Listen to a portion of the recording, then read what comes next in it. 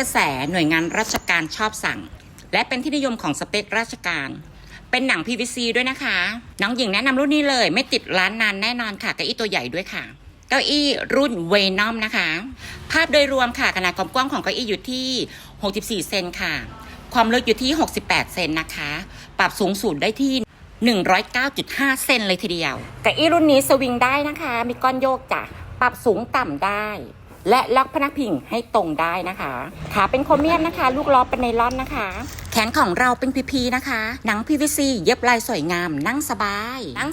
งานตัวใหญ่เหมาะมากเลยค่ะกับหน่วยงานราชการดูสินค้าตัวจริงได้ที่ร้านริมบึงเฟอร์นิเจอร์ค่ะอำเภอเมืองจังหวัด101นะคะติดบึงพระลานชัยเลย